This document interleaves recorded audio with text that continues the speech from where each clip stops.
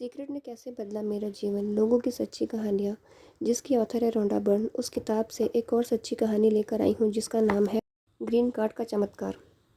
जनवरी 2011 में मैं केरल के अपने गृह नगर से अमेरिका लौट रही थी। हवाई जहाज़ का इंतज़ार करते समय मैंने एक छोटे बुक स्टोर से द सीक्रेट खरीदी।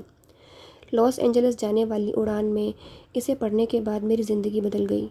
तब तक मैं जीवन भर नकारात्मकता से जूझती रही थी, लेकिन द सीक्रेट की नसीहतों ने मेरा नज़रिया बदल दिया और भविष्य की बागडोर मेरे हाथों में थमा दी। वैसे इतना बता दूं, मैं कई बार पटरी से फिसली।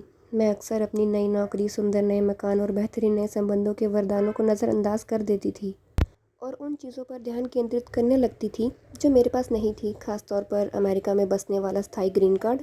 मेरे अल्पकालीन विवाह की बदौलत मुझे स्थायी ग्रीन कार्ड मिल गया था, लेकिन स्थायी ग्रीन कार्ड पाने के लिए मुझे यह साबित करना था कि विवाह असली था और अब भी वैध था।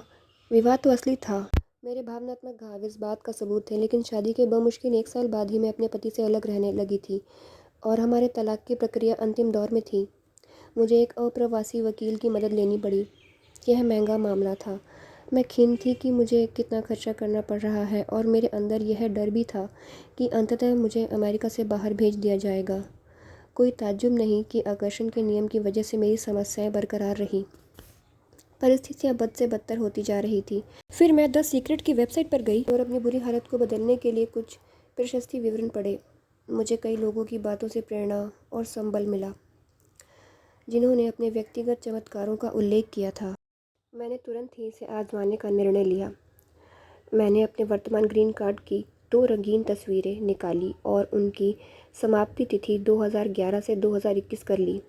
मैंने इसकी एक तस्वीर अपने ऑफिस में लगा ली, जहां यह मुझे दिखती रहती थी, और दूसरी तस्वीर अपने पर्स में रख ली।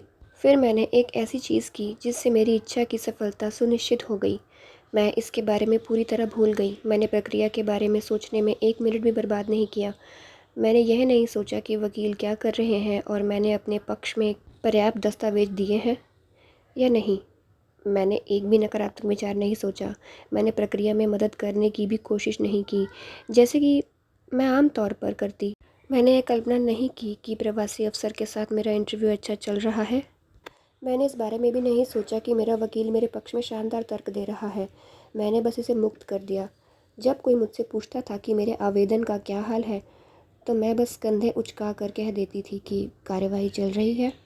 मैंने अपने वकील को बार बार फ़ोन करना बंद कर दिया और यह चिंता छोड़ दी कि अप्रवासी अफसर कब मेरा इंटरव्यू लेगा। मैं वीज़ा प्रक्रिया के बारे में जानती थी, इसीलिए अप्रवासी अफसर के साथ एक संक्षिप्त इंटरव्यू, एक सफल मुलाकात की तस्वीर देखना तार्किक कदम होता। लेकिन आकर्षण के नियम की बदौलत मुझे इससे ज़्यादा मिला, जिसकी मैं कल्पना भी नहीं कर सकती थी। मेरे तत्कालीन ग्रीन कार्ड की अवधि खत्म होने के 2 महीने पहले 1 जून को मुझे डाक में अपना नया ग्रीन कार्ड मिल गया। कोई इंटरव्यू नहीं, कोई अप्रवासी अफसर नहीं, कोई मुलाकात नहीं, कोई इंतज़ार नहीं, बस ग्रीन कार्ड, जिस पर समाप्ति तिथि 2022 लिखी हुई थी। मेरे कार्ड की प्रतिलिपि में जो तारीख लिखी थी उससे 1 साल ज़्यादा। इस अनुभव से मैंने यह सीखा कि हम जिस चीज़ को चाहते हैं उसके बारे में लगातार सकारात्मक विचार सोचना ही काफ़ी नहीं है।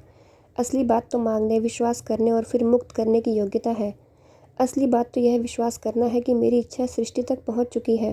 मैंने इसे स्पष्टता से बता दिया है और मेरी इच्छा मंजूर हो गई है। मैं इन 3 कदमों में माहिर हो चुकी हूँ। अब भी कई बार मैं अपने आग्रह के पूर्ण विवरण सोचने लगती हूँ, लेकिन मैं इस इच्छा को दबाने पर काम कर रही हूँ। मैं ज़्यादा सकारात्मक तरंगें जोड़कर अपनी इच्छाओं को प्रबल करने पर भी मेहनत कर रही हूँ।